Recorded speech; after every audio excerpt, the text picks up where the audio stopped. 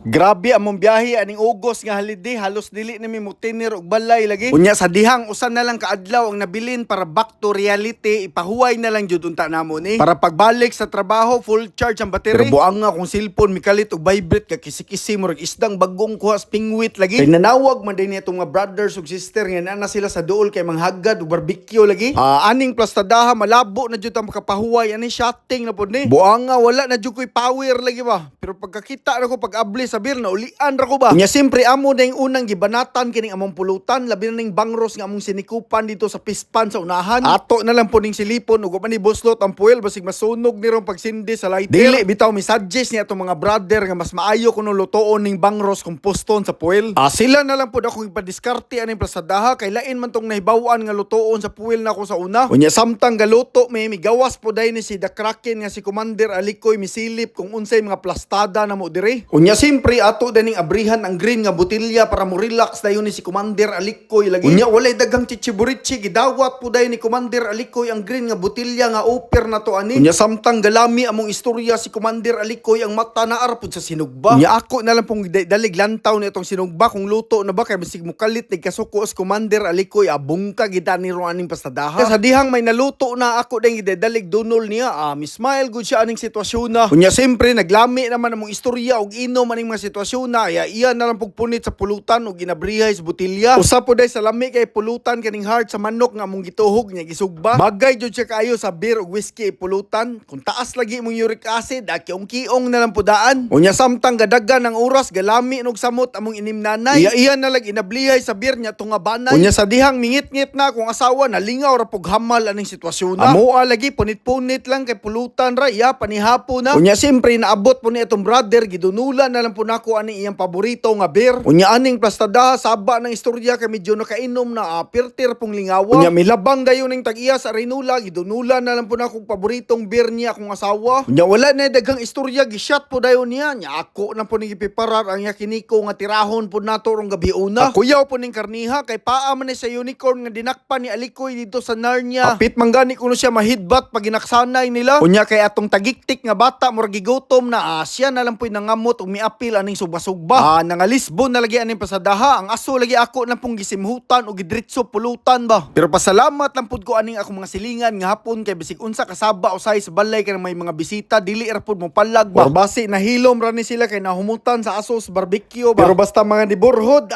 matik dayon intindihanay ra na. Salamat na lang pud ani akong mga kasin nga mga nibor nga mga gwapa. Nga mihatag og higayon nga makabisita diri sa mua nya nalingaw ra pud sa mga chika-chika.